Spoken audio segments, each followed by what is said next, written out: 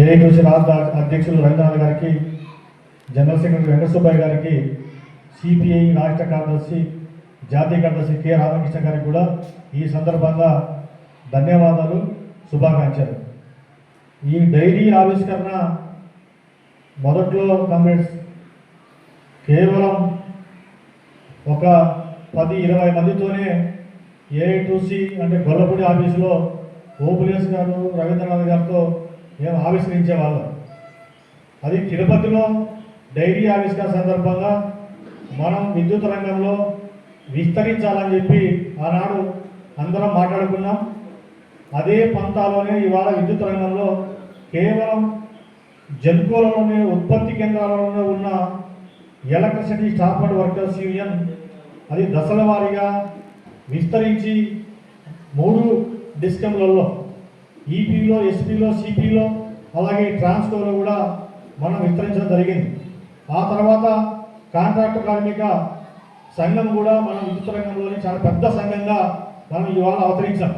అది నిన్న జేఏసీ ఏదైతే సెప్టెంబర్ 25 నుంచి ఆందోళన కార్యక్రమాలకు పిలుపునిచ్చిందో ఆ పిలుపులో మన పాత్ర ఏందో ఇందాక మన మిత్రులు సుభాని గారు మనకు చెప్పడం జరిగింది. అక్కడ మనకు వాళ్ళు పోషించినటువంటి పాత్ర, అలాగే అక్కడ రామలింగారెడ్డి గారు, అలాగే బాలకాశి గారు కాంట్రాక్టు కార్మికులకు డైరెక్ట్ పేమెంట్ మీద వారిని చివరి వరకు అంటే చెమటలు పట్టేంత వరకు మన వాళ్ళు పట్టుబట్టడం జరిగింది. కామ్రేడ్స్, ఇవాళ విద్యుత్ రంగంలో కాంట్రాక్ట్ అవుట్సోర్సింగ్ కార్మికులకు పిఆర్సీ అరియర్స్ ₹1 కూడా నేను ఇవ్వను అని చెప్తే బాలకాశి గారు మేము సిఎస్ గారి దగ్గరికి వెళ్ళేటప్పుడు వేరే సంఘం వాళ్ళు మాకు ఒక 30% ఇస్తే కనుక మేము అగ్రి అవుతామని చెప్తే బాలకాశి గారు నేను ఒప్పుకుండేది లేదు, అది మీరు బాకీ ఉండేది, ఎందుకు ఇవ్వరు, 100% ఇవ్వకపోతే మేము చేసేది మేము చేస్తామని చెప్పి సిఎస్ గారి దగ్గర మాట్లాడడం జరిగింది. కమ్యూనిస్ట్ ఆ స్పిరిట్ అది ఒక ఏఐటీసీ సంఘంలోనే ఉంది. మరి 100% కాంట్రాక్ట్ కార్మికులకు పిఆర్సీ అరియర్స్ ఇవ్వడంలో, ఇప్పించడంలో, అలాగే సర్వీస్ ఇన్సెంటివ్ అనేది తీర్మానంగా ఎత్తి పారేసినారు. సర్వీస్ ఇన్సెంటివ్ 10 సంవత్సరాలకు 20 సంవత్సరాలకు సర్వీస్ ఇన్సెంటివ్ సాధించడంలో, అలాగే ఎవరైనా పదవీ విరమణ పొందుతున్న సందర్భంలో కట్టుబట్టలతో పోతాము. ఈ నేపథ్యంలో వారికి కనీసం గ్రాడ్యుటీ ఇవ్వాలని చెప్పి మనం పట్టుబట్టి సాధించడంలో, అలాగే మెడికల్ డిజాబుల్ ఎవరైనా కానీ ప్రమాదవశాత్తు విధులలో ప్రమాదం జరిగి ఇంటి దగ్గర ఉంటే వారికి లీవులు ఇవ్వనటువంటి పరిస్థితి. ఒకవేళ వారు లీవులో పోయి విధులు కాదైతే నీ ఉద్యోగం పోయింది, నీ ప్లేస్లో వేరే వాళ్ళని పెట్టుకున్నాం అనేటువంటి ఈ నేపథ్యాన్ని మనం కావరాసి వారికి ఏదైతే మెడికల్ డిజాబుల్ లీవులు 3 నెలలు ఇవ్వాలని చెప్పి పట్టుబట్టి కార్మికులకు ఈ 4 సాధించడం జరిగింది. కమ్రేడ్స్, కొంత డైరెక్ట్ పేమెంట్ అది కొంత నిరాశ కలిగించినా దాని మీద చివరి వరకు మీడియా అలాగే మేనేజ్మెంట్ మన వల్ల అయితే రామకృష్ణ గారు చెప్పలేదు కానీ సిఎస్ గారు కానీ ఇతర కార్మిక సంఘాలు కానీ ఈ ఏఐటీసీ నా కొడుకులు ఈ ఎర్ర చొక్కాలు వేసుకొని ఈ నా కొడుకులు విద్యుత్ సవరణ కాడ దయ్యాలాగా రాక్షసులాగా కూర్చొని ఉన్నారు. వీళ్ళు బయటికి పోతే మనము గొంతు విసికి చంపుతారు, అందుకోసమని మనం ఉండాల్సిన పరిస్థితి వచ్చిందని చెప్పి వాళ్ళ సంఘాలలో చర్చ పెట్టుకొని అర్ధరాత్రి అంటే మిట్ట మధ్యాహ్నం దాదాపుగా 3 గంటల వరకు ఒక ఆంధ్రప్రదేశ్ ప్రభుత్వ ప్రధాన కార్యదర్శి సిఎస్గా ఉన్నటువంటి కె విజయాంత్ గారు విద్యుత్ రంగంలో 3 గంటల వరకు ఉన్నారంటే ఇది చరిత్రలో ఎక్కడైనా జరిగింది. అది మనం పోరాటపరితంగానే. ఇంకా మరొకటి జేఎల్ఎం గ్రేడ్ 2 ఇవాళ జేఎల్ఎం గ్రేడ్ 2 అనేటువంటి గ్రామ వార్డు సచివాలయ ఎనర్జీ ఎంప్లాయీస్ అసోసియేషన్ అని చెప్పి ఆనాడు ఈ రంగంలో 7,200 మందిని ఆ ప్రభుత్వంలో నియమిస్తే వాళ్ళందరూ 100 మంది దాకా చనిపోయినారు. 100 మంది చనిపోతే ఈ 100 మందికి కారణ నియామకాలు చేపట్టాలని చెప్పి మనము ఏదైతే 5 అసోసియేషన్ అని చెప్పి ఏర్పాటు చేసి దాని ద్వారా మేమంతా సిఎస్ గారి దగ్గరికి అలాగే ఏపీ ట్రాన్స్కో యాజమాన్యం దగ్గరికి అనేక సార్లు వినతి పత్రాలు ఇవ్వడం జరిగింది. మన వాళ్ళు ఏంటంటే మేము అటు గ్రామ వార్డు సచివాలయ పరిధిలోనా లేకపోతే మేము ఎనర్జీ పరిధిలోనా మాకు ఎటు తేల్చుకోలేక మేము సందిగ్ధతలో ఉన్నామని చెప్పి యాజమాన్యానికి మనం రిప్రజెంటేషన్ ఇస్తూ అలాగే మనం సదస్సులు నిర్వహిస్తూ అదేవిధంగా మనం రోడ్లు ఎక్కి ఆందోళన కార్యక్రమాలు నిర్వహించే సందర్భంలో చివరికి ఏం చేశామంటే మీరు ఎనర్జీ కదా, మిమ్మల్ని ఎంగేజ్ చేసుకునేది ఏపీ డిస్కమలే కదా, మీకు జీతాలు ఇచ్చింది ఏపీ డిస్కమలే కదా, మీరు ఎనర్జీ డిపార్ట్మెంటే అని చెప్పడం జరిగింది. ఎనర్జీ డిపార్ట్మెంట్ అయినప్పుడు ఎనర్జీ డిపార్ట్మెంట్లో 2 రకాల సర్వీస్ రూల్స్ ఎలా ఉంటాయి, ఒకరికేమో ఏపీఎస్సిబి సర్వీస్ రూల్స్, అలాగే జేఎల్ఎంలు గ్రేట్లుగా ఉన్నటువంటి వాళ్ళు రోజు లైన్ల మీద ట్రాన్స్ఫార్మర్లలో పిట్టల్లాగా కాలిపోతూ ట్రాన్స్ఫార్మర్గా అతుక్కుపోతా ఉన్నారు. 100 మంది సరిపోయినారు. వారి కుటుంబంలో కాదు నియామకాలు. మరి మాకేంటి కొత్త సర్వీస్ రూల్స్ ఏంటి, మరి వాళ్ళకేంటి పాత సర్వీస్ రూల్స్ ఏంటి? మేము ఏపీఎస్సిబిలో పనిచేస్తున్నటువంటి ఉద్యోగులుగా, విద్యుత్ రంగంలో పనిచేస్తున్న ఉద్యోగులుగా ఉండేటప్పుడు మమ్మల్ని కొత్త సర్వీస్ రూల్స్ ఏంటని చెప్పి మనం గట్టిగా ఫైట్ చేయడం జరిగింది.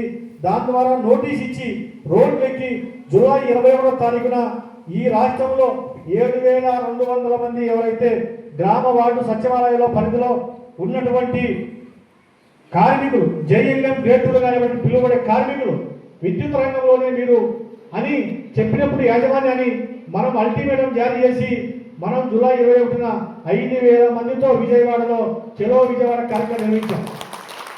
అది పెద్ద ఎవరు చేయటువంటి ఆందోళన కార్యక్రమం. ఈ ప్రభుత్వం వచ్చిన తర్వాత 2025లో ఎవరే కానీ రోడ్డు మీదకి వచ్చి రిప్రజెంటేషన్ ఇచ్చేటువంటి దాఖలాలు లేవు. ప్రభుత్వం ఇప్పుడే కదా ఇంకా వచ్చింది, ఇంకా 2 ఏళ్ళలో 3 ఏళ్ళలో ఉండాలా, అప్పుడే మీరు పోయి మా సమస్యలు పరిష్కరించాలని చెప్పి, రోడ్డు ఎక్కడ కరెక్ట్ కాదని చెప్పి మనతో చాలామంది కార్మిక సంఘాలు కూడా అన్నటువంటి వాళ్ళు ఉన్నారు, విజిలెన్స్ వాళ్ళు ఉన్నారు, ఇంటెలిజెన్స్ వాళ్ళు ఉన్నారు. మేము ఏది ఏమైనా కానీ ప్రభుత్వాలు 1 రోజా 2 రోజులు కాదు, ఈ పాలసీ మ్యాటరు కార్మికులకు ఇప్పుడే చాలా నష్టం జరిగింది. కార్మికులకు ఏపీఎస్సిబి సర్వీస్ రూల్స్ అమలు చేయకపోతే మేము రోడ్లు ఎక్కి ఆందోళన చేస్తాం, రోడ్లు ఎక్కి మేము రోడ్ల మీదకి ఇస్తామని చెప్పి మనం విజయవాడలో చెలో విజయవాడ కార్యక్రమం నిర్వహిస్తే మనకు పోలీసుల నుంచి నిర్బంధం. అలాగే విద్యుత్ సంస్థల యాజమాన్యాలు ఎవరే కానీ విజయవాడకి మీరు పోయినారంటే మిమ్మల్ని ఉద్యోగులు తీసిపారేచ్చని చెప్పి నోటీస్ ఇవ్వడం జరిగింది. పోయిన వాళ్ళను ఎవరైతే పోయినారో వాళ్ళందరికీ ఆప్షన్ చేయడం జరిగింది. నిన్న మొన్నటి వరకు వాళ్ళందరికీ వేతనాలలో ఏదైతే ఆ రోజు జూలై 21 పోయినటువంటి వేతనం కలపైనటువంటి దాఖలు ఉన్నాయి. నిన్న మొన్న పోయిన సోమవారం మీరు బాలకాశి గారు కూడా మన సిపిడిసిఎల్ సీఎంని పుల్లారెడ్డి గారు కూడా కలపడం జరిగింది. అంటే అప్పటికే చాలా సందర్భాలలో ఏదైతే మాకు వన్ డే శాలరీ వేయాలని అప్పుడున్నటువంటి చేకూరి కీర్తి గారితో మనం మాట్లాడి వన్ డే శాలరీ వేయడం జరిగింది. సిపిడిసిఎల్లో చాలా మొండికేసుకుంటే దాని మీద బాలకాశి గారు మన అసోసియేషన్గా పదే రామలింగారెడ్డి గారు వీళ్ళంతా ఎప్పుడైతే జేఎస్ఓ సందర్భంలో అది వన్ డే శాలరీని ఇవ్వాల్సిందే, వారికి ఆప్షన్ వేయాలని చెప్పి మనం కంటిన్యూగా పోరాటం జరిగింది. మన మీద ఇతర కార్మిక సంఘాలు ఎందుకంటే మనం ఉద్యమం ఒక ఎత్తు, ఉద్యమం చేసిన తర్వాత మన వాళ్ళని కాపాడడం మరో ఎత్తు. ఇవాళ మనం ఉద్యమం చేయడం తర్వాత మన వాళ్ళని కాపాడగలిగినటువంటి ఏకైక కార్మిక సంఘం ఇవాళ విద్యుత్ రంగంలో అది staff and workers union commission ఎంతో తెలుసుకోవాలి. ఎందుకంటే ఆనాడు 99లో విద్యుత్ సంస్థలు ఏపీఎస్సిబిని విడగొట్టేటప్పుడు మనం పోరాటం చేశాం. పోరాటం చేసిన తర్వాత దాదాపుగా 15 సంవత్సరాల తర్వాత ఆ లీవులు రెగ్యులర్ చేయడం జరిగింది. మరి మనము జూలై 21వ తారీఖున మనం ఆందోళన చేస్తే మనకు శాలరీ కట్ చేస్తే అది 4-3 నెలల్లోనే రెక్టిఫై చేయడం జరిగింది కాంగ్రెస్. అది మన పోరాట స్పిరిట్, పోరాట స్ఫూర్తి. అది ఏఐటీసీ తప్ప మరొక్కరు కూడా ఈ రంగంలో పోరాటం చేసే చరిత్ర లేదు. ఇవాళ ఛాలెంజ్ చేస్తా ఉన్నా, విజయవాడలో ఎవరైనా ఏ సంఘమైనా మాది పెద్దలని చెప్తా ఉన్నారు. ఆ సంఘం 1,000 మందితో విజయవాడలో ధర్నా చేసినటువంటి చరిత్ర ఉంటే ఈ 20 సంవత్సరాల్లో మేము విద్యుత్ సంస్థల నుండి రాయడం చేస్తాం కన్నా. అది మనమే చేయాలి, మనమే స్ఫూర్తి, మనమే ఆదర్శం, మనమే రోల్ మోడల్. ఇవాళ ఏఐటీసీ గురించి చాలా మంది చెప్పారు. ఏఐటీసీ కొత్త సంఘం కాదు కమ్యూనిస్ట్. ఏఐటీసీ ఈ దేశంలోనే మొట్టమొదటి కేంద్ర కార్మిక సంఘం.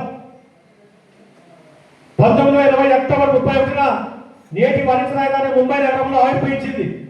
ఈ దేశానికి సంపూర్ణ స్వాతంత్రం, ప్రజలందరికీ స్వేచ్ఛ, సమానతతో పాటు కార్మిక వర్గ హక్కుల పరిరక్షణ ఆశయంగా ఏఐటీసీ 1920 నుండే పనిచేయడం ప్రారంభించింది.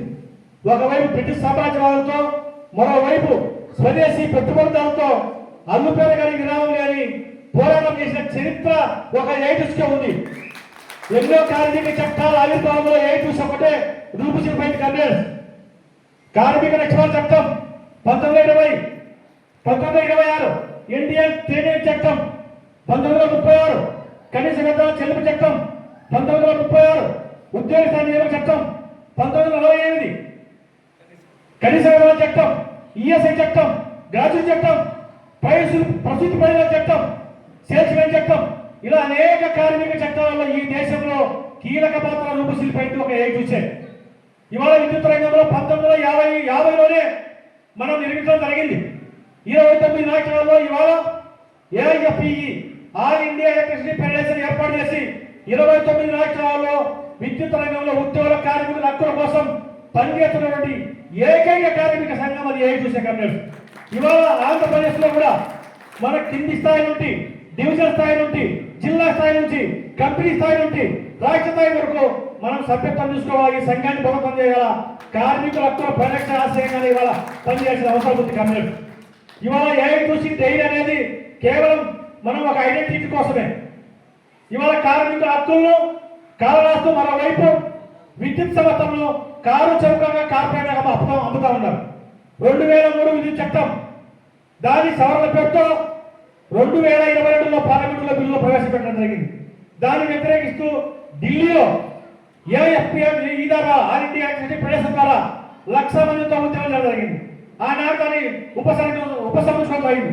మళ్ళీ రెండోసారి ఇవాళ 2003 విద్యుత్ చట్టానికి 2020 పేరుతో అక్టోబర్ 9వ తారీఖున అది పార్లమెంటులో ప్రవేశపెట్టడం జరిగింది. ఇవాళ 67 డిస్కమ్లు ఉన్నటువంటి ఈ దేశంలో ఆంధ్రప్రదేశ్లో 3 డిస్కమ్లు ఉన్నటువంటి ఈ డిస్కమ్లన్నింటిను ప్రైవేటు వాళ్ళకి ఇవ్వాలని చెప్పి ఆదానికి అంబానికి ఇవాళ ఆ బిల్లులో అంశాలు చేర్చడం జరిగింది. ఇప్పటికే ఢిల్లీలో ప్రైవేట్గా డిస్కమ్లు, గుజరాత్లో ప్రైవేట్గా డిస్కమ్లు, ఉత్తరప్రదేశ్లో డిస్కమ్లు ప్రైవేట్గా, చండీగఢ్లో డిస్కమ్లు ప్రైవేట్గా, ఒడిశాలో డిస్కమ్లు ప్రైవేట్గా, ఇలా ఒక్కొక్కటిగానే డిస్కమ్ను ప్రైవేటీకరణ చేసుకుంటూ పోతా ఉన్నారు. ఆంధ్రప్రదేశ్లో కూడా డిస్కమ్ను ప్రైవేట్ చేయాలని చెప్పి ఇవాళ కేంద్ర రాష్ట్ర ప్రభుత్వాలు చూస్తూ ఉన్నాయి. అలాగే ఏపీ చెందులు కూడా స్టాక్ ఎక్స్చేంజ్ తీసుకోవాలని చెప్తా ఉన్నారు. స్టాక్ ఎక్స్చేంజ్ తీసుకొచ్చి ఉత్పత్తి రంగంలో ఎవరైనా నువ్వు పెట్టుబడులు వెళ్ళొచ్చు. సేల్స్ ఎవరైనా సరే నువ్వు షేర్ మార్కెట్లో దాంతో కొనుగోలు చేయొచ్చు అని చెప్పి చట్టాన్ని తీసుకురాగలుగుతుంది. అలాగే ఏపీ ట్రాన్స్కో లైన్ ఇవాళ 70 లక్షల కోట్ల నెట్వర్క్ ఉన్నటువంటి ఏపీ ట్రాన్స్కోను ఎక్కడ ఉత్పత్తి చేసేనా కరెంటు ఆ లైన్ ద్వారా ఎక్కడైనా సరే కరెంటు అమ్ముకోవచ్చు అని అలాంటి చట్టం తీసుకురావడం జరుగుతూ ఉంది. ఇవాళ 25 సంవత్సరాలకు 30 సంవత్సరాలకు లీజు పెడతా ఇవాళ ట్రాన్స్మిషన్ లైన్ లీజు పెడితే ఇస్తే 30 సంవత్సరాలు మన లైన్లలో కరెంటు తీసుకున్న తర్వాత 30 సంవత్సరాల తర్వాత ఆ లైన్లే ఉండవు. ఇవాళ రోడ్లన్నీ నేషనల్ హైవేలు, హెన్హెచ్లన్నీ ప్రైవేట్ వాళ్ళకి ఇచ్చి, పల్లె వెలుగులన్నీ ప్రభుత్వానికి ఇచ్చే పల్లె వెలుగు బస్సులు రోడ్లన్నీ గోల్ అయిపోయిన తర్వాత నేషనల్ హైవే మొత్తం సంపదలంతా ప్రైవేట్లో కొలబెట్టిన తర్వాత ఇంకా ఏముండదు ఆ రోడ్లు తిరిగిచ్చే.